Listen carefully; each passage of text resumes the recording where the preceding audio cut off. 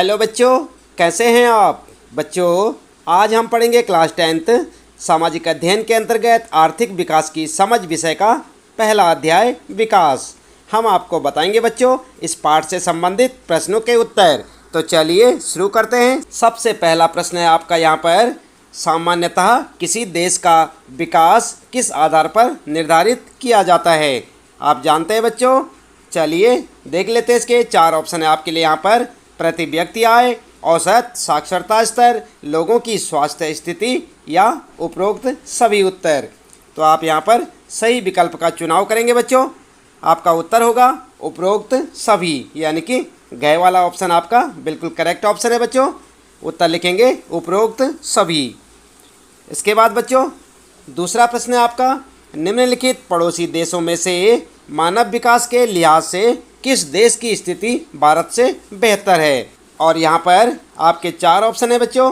क है बांग्लादेश, ख श्रीलंका, ग नेपाल और घ पाकिस्तान।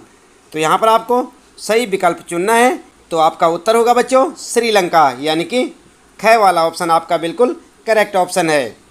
इसके बाद बच्चों तीसरा प्रश्न है आपका, मान लीजिए कि एक देश में 4 परिवार हैं। इन परिवारों की प्रति व्यक्ति आय 5,000 रुपया है। अगर 3 परिवारों की आय क्रमशः 4,000, 7,000 और 3,000 रुपया है तो चौथे परिवार की आय क्या है। और यहाँ पर है आपके 4 ऑप्शन बच्चों, आप देख सकते हैं। क है 7,500, ख है 3,000, ग है 2,000 और घ 6,000 रुपया। उत्तर क्या होगा आपका, आप उत्तर लिख सकते हैं 6,000 रुपया, यानी कि घ वाला ऑप्शन आपका बिल्कुल करेक्ट ऑप्शन है। इसके बाद आइए देख लेते हैं। यहाँ पर चौथा प्रश्न है, विश्व बैंक विभिन्न वर्गों का वर्गीकरण करने के लिए किस प्रमुख मापदंड का प्रयोग करता है। इस मापदंड की अगर कोई है तो सीमाएं क्या हैं। उत्तर क्या लिखेंगे आप। उत्तर ठीक आप इस प्रकार से लिख सकते हैं बच्चों, विश्व बैंक विभिन्न वर्गों का वर्गीकरण करने के लिए किसी देश की आय को प्रमुख मापदंड मानता है। जिन देशों की आय अधिक है उन्हें विकसित समझा जाता है और कम आय वाले देशों को कम विकसित। ऐसा माना जाता है कि अधिक आय का अर्थ है इंसान की ज़रूरतों की सभी चीज़ें प्रचुर मात्रा में उपलब्ध की जा सकती हैं। जो भी लोगों को पसंद है और जो उनके पास होना चाहिए वे उन सभी चीज़ों को अधिक आय के जरिए प्राप्त कर पाएंगे। इसलिए ज़्यादा आय विभिन्न वर्गों का वर्गीकरण करने का प्रमुख मापदंड माना जाता है। विश्व बैंक की विश्व विकास रिपोर्ट 2006 में देशों का वर्गीकरण करने में इस मापदंड का प्रयोग किया गया है। वे देश जिनकी 2004 में प्रति व्यक्ति आय $10,066 प्रति वर्ष या उससे अधिक है समृद्ध देश हैं, और वे देश जिनकी प्रति व्यक्ति आय $825 प्रति वर्ष या उससे कम है उन्हें निम्न आय देश कहा गया है। भारत निम्न आय देशों के वर्ग में आता है क्योंकि उसकी प्रति व्यक्ति आय 2004 में केवल $620 प्रति वर्ष थी। ठीक है, इसके बाद आगे लिखेंगे आप सीमाएं, और यहाँ पर हेडिंग डालकर लिखेंगे बच्चों, विभिन्न देशों का वर्गीकरण करने के लिए किसी देश की राष्ट्रीय आय को अच्छा मापदंड नहीं माना जा सकता क्योंकि विभिन्न देशों की जनसंख्या विभिन्न होती है। कुल आय की तुलना करने से हमें यह पता नहीं चलेगा कि औसत व्यक्ति क्या कमा सकता है। इससे हमें विभिन्न देशों के लोगों की परिस्थितियों का भी पता नहीं चल पाता। इसलिए राष्ट्रीय आय वर्गीकरण का अच्छा मापदंड नहीं है। ठीक है, इस प्रकार से आप अपने इस प्रश्न का उत्तर लिख सकते हैं बच्चों, याद भी करें साथ साथ। इसके बाद बच्चों 5वां प्रश्न है, विकास मापने का UNDP का मापदंड किन पहलुओं में विश्व बैंक के मापदंड से अलग है। तो आप जानते हैं क्या लिखेंगे। उत्तर में आप लिख सकते हैं बच्चों, विश्व बैंक का मापदंड केवल आय पर आधारित है। इस मापदंड की बहुत सी सीमाएं हैं।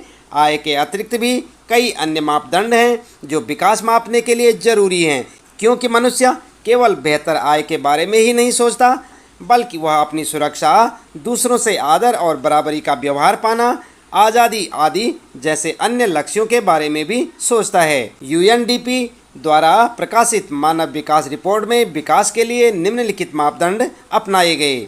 और कौन कौन से हैं चलिए देख लेते हैं। यहाँ पर पॉइंटों में आप लिखेंगे, सबसे पहले लिखेंगे लोगों का स्वास्थ्य, और यहाँ पर बच्चों हेडिंग डालकर लिखेंगे मानव विकास का प्रमुख मापदंड है स्वास्थ्य या दीर्घायु। विभिन्न देशों के लोगों की जीवन प्रत्याशा जितनी अधिक होगी वह मानव विकास की दृष्टि से उतना ही अधिक विकसित देश माना जाएगा। आई बात समझ में। दूसरा पॉइंट लिखेंगे शैक्षिक स्तर, और यहाँ पर आप हेडिंग डालकर लिखेंगे मानव विकास का दूसरा प्रमुख मापदंड शैक्षिक स्तर है। किसी देश में साक्षरता की दर जितनी ज़्यादा होगी वह उतना ही विकसित माना जाएगा, और यह दर यदि कम होगी तो उस देश को अल्प विकसित कहा जाएगा। ठीक है। तीसरा पॉइंट लिखेंगे बच्चों प्रति व्यक्ति आय, और यहाँ पर भी आप हेडिंग डालकर लिखेंगे मानव विकास का तीसरा मापदंड है प्रति व्यक्ति आय। जिस देश में प्रति व्यक्ति आय अधिक होगी उस देश में लोगों का जीवन स्तर भी अच्छा होगा, और अच्छा जीवन स्तर विकास की पहचान है। जिन देशों में लोगों की प्रति व्यक्ति आय कम होगी लोगों का जीवन स्तर भी अच्छा नहीं होगा। ऐसे देश को विकसित देश नहीं माना जा सकता। कई वर्षों के अध्ययन के बाद यूएनडीपी ने विश्व के 173 देशों का मूल्यांकन इन आधारों पर किया। 53 देशों को उच्च मानव विकास की श्रेणी में, 84 देशों को मध्यम मानव विकास की श्रेणी में तथा 26 देशों को मानव विकास के निम्न स्तर पर रखा। आई बात समझ में। इस प्रकार से आप लिखते चले जाएंगे और आपके 5वें प्रश्न का उत्तर हो जाएगा बच्चों, साथ साथ याद भी करें। अगला है बच्चों फिर आपका 6ठा प्रश्न, और इसमें पूछा है हम औसत का प्रयोग क्यों करते हैं, इनके प्रयोग करने की क्या कोई सीमाएं हैं, विकास से जुड़े अपने उदाहरण देकर स्पष्ट कीजिए। उत्तर में आप लिख सकते हैं बच्चों औसत का प्रयोग किसी भी विषय या क्षेत्र का अनुमान विभिन्न स्तरों पर लगाने के लिए किया जाता है। जैसे किसी देश में सभी लोग अलग अलग आय प्राप्त करते हैं, किंतु देश के विकास स्तर को जानने के लिए प्रति व्यक्ति आय निकाली जाती है, जो औसत के माध्यम से ही निकाली जाती है। इससे हमें एक देश के विकास के स्तर का पता चलता है, किंतु औसत का प्रयोग करने में कई समस्याएं आती हैं। औसत से किसी भी चीज़ का सही अनुमान नहीं लगाया जा सकता, इसमें असमानताएं छिप जाती हैं। उदाहरण के लिए आप कह सकते हैं किसी देश में रहने वाले 4 परिवारों में से 3 परिवार 500 रुपया कमाते हैं तथा एक परिवार 48,000 यानी 48,000 रुपया कमा रहा है, जबकि दूसरे देश में सभी परिवार 9,000 और 10,000 के बीच में कमाते हैं। दोनों देशों की औसत आय समान है, किंतु एक देश में आर्थिक असमानता बहुत ज़्यादा है, जबकि दूसरे देश में सभी नागरिक आर्थिक रूप से समान स्तर के हैं। इस प्रकार औसत तुलना के लिए तो उपयोगी है, किंतु इससे असमानताएं छिप जाती हैं। इससे यह पता नहीं चलता कि यह आय लोगों में किस तरह वितरित है। आई बात समझ में। इस प्रकार से आप लिख सकते हैं बच्चों अपने 6ठे प्रश्न का उत्तर। इसके बाद आता है फिर आपका 7वां प्रश्न, और 7वें प्रश्न में पूछा है प्रति व्यक्ति आय कम होने पर भी केरल का मानव विकास क्रमांक पंजाब से ऊंचा है, इसलिए प्रति व्यक्ति आय एक उपयोगी मापदंड बिल्कुल नहीं है और राज्यों की तुलना के लिए इसका उपयोग नहीं करना चाहिए। क्या आप सहमत हैं? इस पर चर्चा कीजिए। तो आप उत्तर में क्या लिख सकते हैं बच्चों? तो आप उत्तर लिखेंगे यदि व्यक्तिगत आकांक्षाओं और लक्ष्यों को देखा जाए तो हम पाते हैं कि लोग केवल बेहतर आय के विषय में ही नहीं सोचते, बल्कि वे अपनी सुरक्षा, दूसरों से आदर और बराबरी का व्यवहार पाना, आज़ादी इत्यादि अन्य लक्ष्यों के बारे में भी सोचते हैं। इसी प्रकार जब हम किसी देश के विकास के बारे में सोचते हैं तो औसत आय के अलावा अन्य लक्षणों को भी देखते हैं। आई बात समझ में। इसके बाद आप यहाँ पर देख सकते हैं जैसे ये तालिका बना रखी है, आप भी इसी प्रकार से अपनी नोटबुक में बना सकते हैं बच्चों। और यहाँ पर क्या है तालिका में चयनित राज्यों की प्रति व्यक्ति आय, और कौन कौन से राज्य हैं आप देख सकते हैं। यहाँ पर सबसे पहले आप लिखेंगे राज्य, फिर लिखेंगे 2002 और 3 में प्रति व्यक्ति आय रुपयों में। ठीक है। और इसके बाद ठीक इसी प्रकार से तालिका बनाते हुए आप लिखेंगे पंजाब, केरल और बिहार। और यहाँ पर आप देख सकते हैं पंजाब की प्रति व्यक्ति आय रुपयों में कितनी है 26,000, केरल में कितनी है 22,800 और बिहार में 5,700। दिख रहा है ना आपको। तो इसी प्रकार से आप अपनी एक तालिका बनाकर उसमें इसे दिखा सकते हैं। इसके बाद आप देखेंगे यहाँ पर तालिका 1.2 जो आपको दिख रही है यहाँ पर पंजाब, केरल और बिहार के कुछ तुलनात्मक आंकड़े। यहाँ पर लिखेंगे आप राज्य, और यहाँ पर लिखेंगे शिशु मृत्यु दर 1,000 व्यक्ति पर 2003 में। यहाँ पर लिखेंगे आप साक्षरता दर प्रतिशत में 2001 में। फिर यहाँ पर लिखेंगे कक्षा 1 से 5 का निवल उपस्थिति अनुपात 1995 और 96 में, ठीक है। और इसके बाद सबसे पहले लिखेंगे पंजाब, और पंजाब पर यहाँ शिशु मृत्यु दर लिखेंगे आप 49, और साक्षरता दर लिखेंगे प्रतिशत में 70%, और उपस्थिति अनुपात में लिखेंगे 81 यानी कि 81। केरल के लिए लिखेंगे 11, और साक्षरता दर लिखेंगे 91, और उपस्थिति अनुपात 91 यानी 91। बिहार के लिए 60 और 47 और 41। इसी प्रकार से आप एक टेबल बनाकर उसमें दर्शा सकते हैं बच्चों। और इसके बाद लिखेंगे बच्चों इस तालिका में प्रयोग किए गए कुछ शब्दों की व्याख्या, क्योंकि आपने चर्चा करनी है। इसके बाद आप इनके बारे में बताएंगे क्या है। सबसे पहले लिखेंगे, पहला पॉइंट लिखेंगे शिशु मृत्यु दर। किसी वर्ष में पैदा हुए 1000 जीवित बच्चों में से 1 वर्ष की आयु से पहले मर जाने वाले बच्चों का अनुपात दिखाती है। आप देख रहे हैं यहाँ पर टेबल में 1000 बच्चों पर यहाँ पर जो है 49 लिखा है, यहाँ पर 11 लिखा है, और यहाँ पर 60, ठीक है। तो इस प्रकार से आप दिखा सकते हैं शिशु मृत्यु दर में किसी वर्ष में पैदा हुए 1000 जीवित बच्चों में से 1 वर्ष की आयु से पहले मर जाने वाले बच्चों का अनुपात दिखाती है। साक्षरता दर क्या बताती है आपको, यहाँ पर लिखेंगे साक्षरता दर, और लिखेंगे 7 वर्ष और उससे अधिक आयु के लोगों में साक्षर जनसंख्या का अनुपात, ठीक है। इसी प्रकार से निवल अनुपस्थिति अनुपात में आप दिखा सकते हैं 6 से 10 वर्ष की आयु के स्कूल जाने वाले कुल बच्चों का उस आयु वर्ग के कुल बच्चों के साथ प्रतिशत। आई बात समझ में। ठीक इस प्रकार से आपकी जो टेबल बनी हुई है उसके बारे में हम यहाँ पर चर्चा कर रहे हैं कि कौन से कॉलम में आपको क्या दर्शाना है। ध्यान दें बच्चों, आगे तालिका 1.1 में दिए गए आंकड़ों के अनुसार पंजाब की प्रति व्यक्ति आय केरल और बिहार से ज़्यादा है। आपने देखी थी यहाँ पर केरल और बिहार से ज़्यादा थी बच्चों। यहाँ पर देख सकते हैं आप पंजाब की औसत आय कितनी है 26,000 रुपया, और केरल में कितनी है 22,800, बिहार में 5,700। तो यहाँ पर जो आप देख सकते हैं केरल और बिहार से ज़्यादा है ना पंजाब की आय, प्रति व्यक्ति आय पंजाब में ज़्यादा है। इस प्रकार यदि आय को ही विकास का मापदंड माना जाए तो तीनों राज्यों में पंजाब सबसे अधिक और बिहार सबसे कम विकसित राज्य माना जाएगा। किंतु यदि तालिका 1.2 यानी कि दूसरी तालिका में दिए गए अन्य आंकड़ों को देखें तो पाते हैं कि केरल में शिशु मृत्यु दर पंजाब से बहुत कम है। आपने देखी थी यहाँ पर, आप देख सकते हैं यहाँ पर जो शिशु मृत्यु दर की बात की जा रही है बच्चों, आप ध्यान दें केरल में जो है पंजाब से कम है। केरल में कितनी है 11 है, और पंजाब में कितनी है 49 यानी कि 49। तो यहाँ पर जो है केरल की स्थिति पंजाब से बेहतर है शिशु मृत्यु दर में। और जबकि आय में देखा जाए तो प्रति व्यक्ति आय में पंजाब जो है केरल से आगे है। आप देख रहे हैं यहाँ पर केरल जो है आय के मामले में पीछे है, और शिशु मृत्यु दर के मामले में केरल का स्थान बेहतर है, जबकि पंजाब में प्रति व्यक्ति आय अधिक है। इसी प्रकार केरल में साक्षरता दर सबसे अधिक और बिहार में सबसे कम है।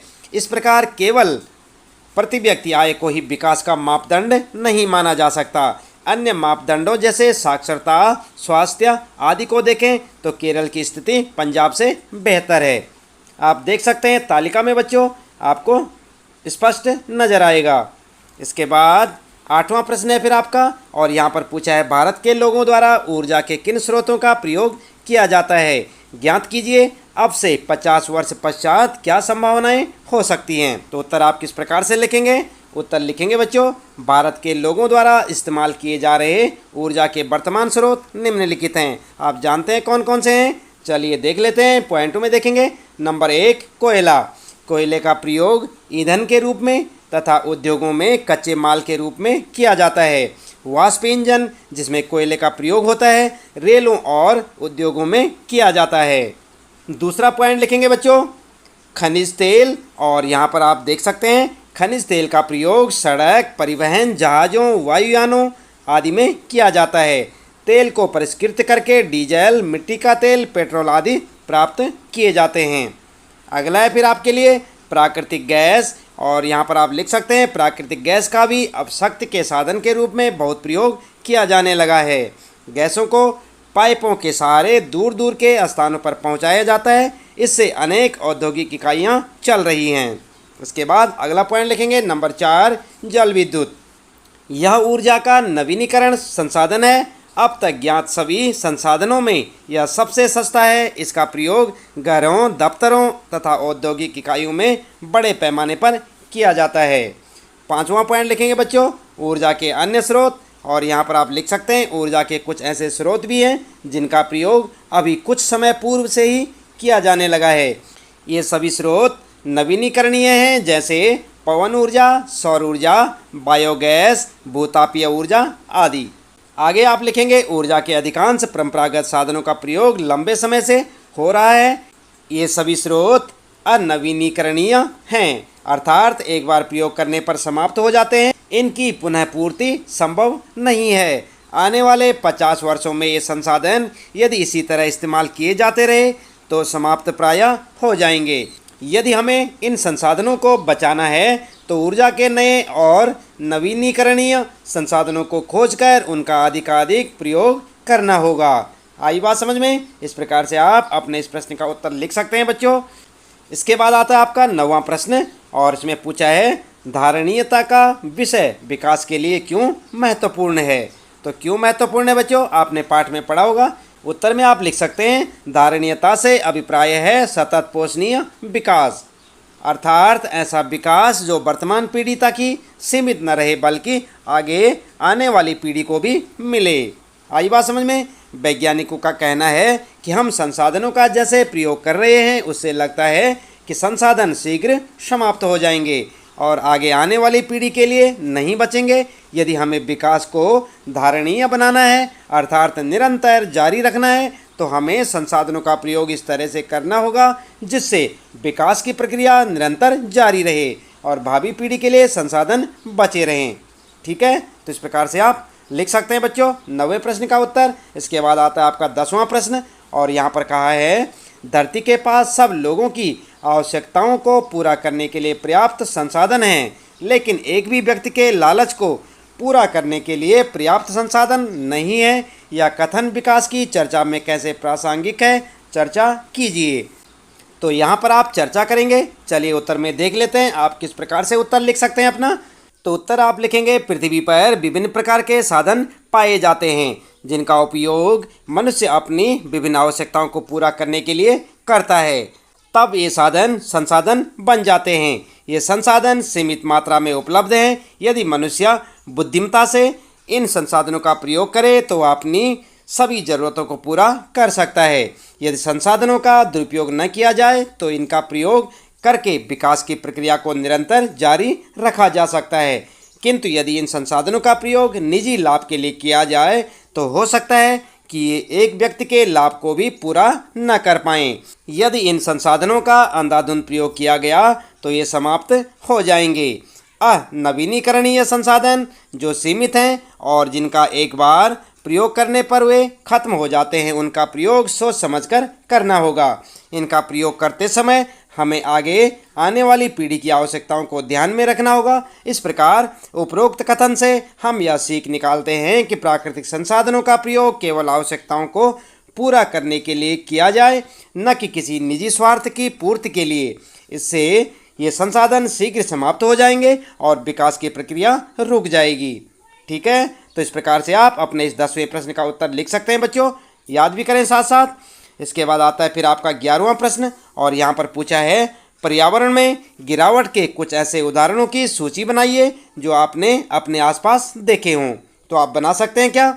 चलिए उत्तर में आप देख सकते हैं किस प्रकार से क्या करेंगे। आप उत्तर लिखेंगे कूड़े कचरे और अवांछित गंदगी से जल, वायु और भूमि का दूषित होना पर्यावरण प्रदूषण कहलाता है।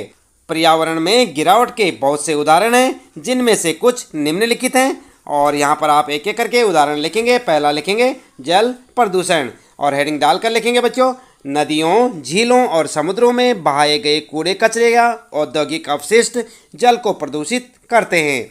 इससे जल में ऑक्सीजन की मात्रा कम होने से जलीय जीव मर जाते हैं। जहाज़ों से रिसने वाले तेल से समुद्री जीवों को हानि होती है। आई बात समझ में?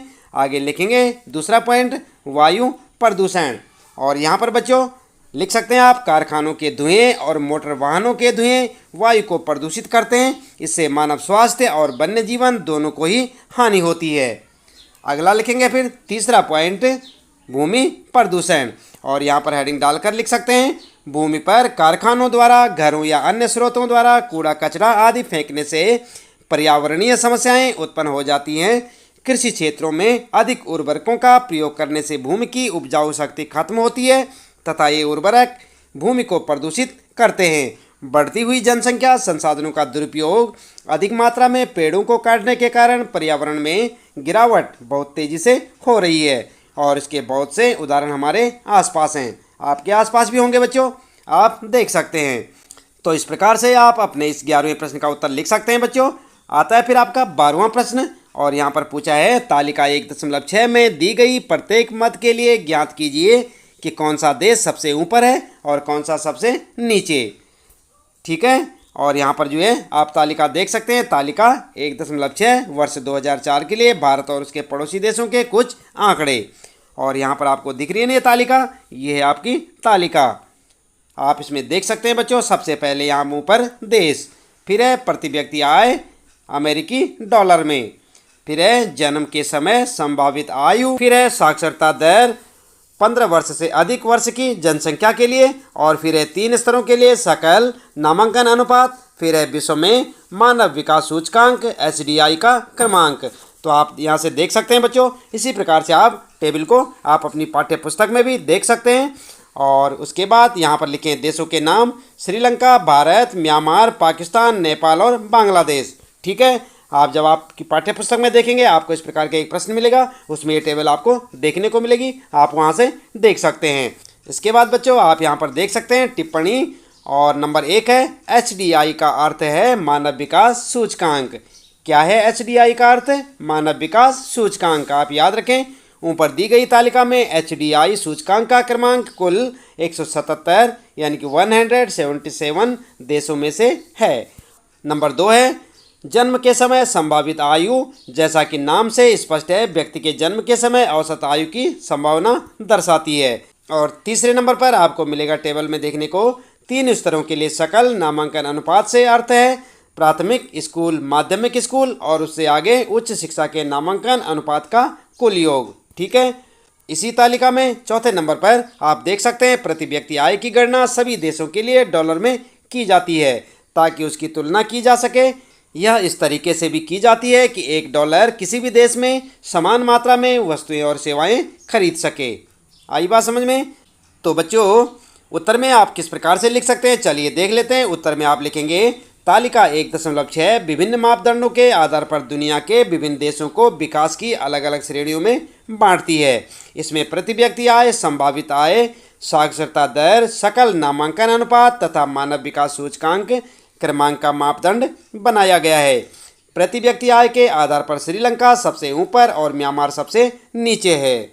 आप देख सकते हैं बच्चों, यहाँ पर म्यांमार जो है प्रति व्यक्ति आय में अमेरिकी डॉलर के हिसाब से देख सकते हैं $1027 और श्रीलंका की देख सकते हैं आप $4390। तो यहाँ पर श्रीलंका सबसे आगे है और म्यांमार सबसे नीचे है। जन्म के समय संभावित आयु यानी जीवन प्रत्याशा के आधार पर श्रीलंका सबसे ऊपर और म्यांमार सबसे नीचे है।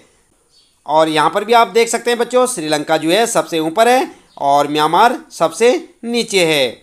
देख रहे ना आप यहाँ पर जन्म के समय संभावित आयु में म्यांमार की कितनी है 61 और श्रीलंका की 74। जहाँ तक बात की जाए बच्चों साक्षरता दर के क्षेत्र में भी श्रीलंका सबसे ऊपर और बांग्लादेश सबसे नीचे है। आप देख सकते हैं बच्चों श्रीलंका का साक्षरता दर कितना है 91 और बांग्लादेश का 41। तो आप देख सकते हैं बांग्लादेश सबसे नीचे और श्रीलंका सबसे ऊपर है। आगे बात करते हैं सकल नामांकन अनुपात के आधार पर श्रीलंका सबसे ऊपर और पाकिस्तान सबसे नीचे है। तो यहाँ पर देख सकते हैं बच्चों आप सकल नामांकन अनुपात में श्रीलंका सबसे ऊपर है और पाकिस्तान की बात करें तो सबसे नीचे है, यानी पाकिस्तान का 35 है और यहाँ पर जो है श्रीलंका का 69 है। अगर बात करते हैं मानव विकास सूचकांक के क्रमांक में भी श्रीलंका का स्थान विश्व में 93वां है यानी कि 93 है और जो इस तालिका में दिए गए सभी देशों से ऊपर है। और नेपाल 138वां स्थान लेकर सबसे नीचे है। तो आप देख सकते हैं टेबल में बच्चों। तो इस प्रकार से आप लिख सकते हैं अपने इस 12वें प्रश्न का उत्तर। इसके बाद बच्चों बात करते हैं 13वां प्रश्न है। फिर नीचे दी गई तालिका में भारत में अल्प पोषित वयस्कों का अनुपात दिखाया गया है। यह वर्ष 2001 में देश के विभिन्न राज्यों के एक सर्वेक्षण पर आधारित है। तालिका का अध्ययन करके निम्नलिखित प्रश्नों के उत्तर दीजिए। और यह है आपके सामने तालिका, आप अपनी पाठ्य पुस्तक में देख सकते हैं बच्चों। यहाँ पर आप देख सकते हैं चयनित राज्यों की प्रति व्यक्ति आय। सबसे पहले आप यहाँ पर देख सकते हैं, सबसे पहले राज्य का नाम, फिर है पुरुषों का प्रतिशत, फिर है महिलाओं का प्रतिशत। और यहाँ पर राज्य का नाम है केरल, कर्नाटक, मध्य प्रदेश। और केरल में है यहाँ पर 22%, महिलाओं में 19%, कर्नाटक में 36 और 38, और मध्य प्रदेश में 43 और 42। कुल मिलाकर आप देख सकते हैं सभी राज्यों का 37% और महिलाओं में 36%। पुरुषों में 37, महिलाओं में 36। तो आपने टेबल देख ली बच्चों। इसके बाद यहाँ पर आपके लिए कुछ प्रश्न हैं। पहला प्रश्न है केरल और मध्य प्रदेश के लोगों के पोषण स्तरों की तुलना कीजिए। किसकी? केरल और मध्य प्रदेश के। तो आप देख सकते हैं यहाँ पर केरल ये है और मध्य प्रदेश ये है। तो यहाँ पर आपको तुलना करनी है। आप लिखेंगे बच्चों उत्तर में, उपरोक्त आंकड़े केरल और मध्य प्रदेश के लोगों के पोषण स्तर को दर्शाते हैं। इसके अनुसार केरल में 22% पुरुष और 19% महिलाएं अल्प पोषित हैं, जबकि मध्य प्रदेश में 43% पुरुष और 42% महिलाएं अल्प पोषित हैं। इसका अर्थ है कि मध्य प्रदेश में अधिक लोग अल्प पोषित हैं। इस प्रकार से आप अपना उत्तर लिख सकते हैं। इसके बाद बच्चों अगला प्रश्न है यहाँ पर ख। क्या आप अंदाज लगा सकते हैं कि देश के लगभग 40% लोग अल्प पोषित क्यों हैं? यद्यपि यह तर्क दिया जाता है कि देश में पर्याप्त खाद्य पदार्थ हैं। अपने शब्दों में विवरण दीजिए। उत्तर में क्या लिख सकते हैं बच्चों? उत्तर में आप लिख सकते हैं देश में पर्याप्त अनाज होने के बावजूद देश के 40 लोग अल्प पोषित हैं, क्योंकि अभी भी लगभग 40% लोग गरीबी रेखा से नीचे हैं। ये व्यक्ति इतना भी नहीं कमा पाते कि अपने लिए 2 समय का खाना प्राप्त कर सकें। इसलिए देश में अनाज उपलब्ध होने के बावजूद ये उसे खरीद नहीं पाते और अल्प पोषित हैं। आई बात समझ में? इस प्रकार से आप लिख सकते हैं। इसके बाद फिर आते हैं आपके अतिरिक्त परियोजना कार्यकलाप से संबंधित प्रश्न, और यहाँ पर इन प्रश्नों के उत्तर आपको स्वयं से करने होंगे। पहला प्रश्न है अपने क्षेत्र के विकास के विषय में चर्चा के लिए 3 भिन्न वक्ताओं को आमंत्रित कीजिए। अपने मस्तिष्क में आने वाले सभी प्रश्नों को उनसे पूछिए। इन विचारों की समूह में चर्चा कीजिए। प्रत्येक समूह का एक दीवार चार्ट बनाएं जिसमें कारण सहित उन विचारों का उल्लेख करें जिनसे आप सहमत अथवा असहमत हैं। तो इसका उत्तर बच्चों आप स्वयं से लिखेंगे। अपने हिसाब से आप इसका उत्तर लिख सकते हैं। इसके साथ ही इस पाठ से संबंधित प्रश्नों के उत्तर यहाँ पर समाप्त होते हैं। उम्मीद है कि आपको अच्छे से समझ आए होंगे।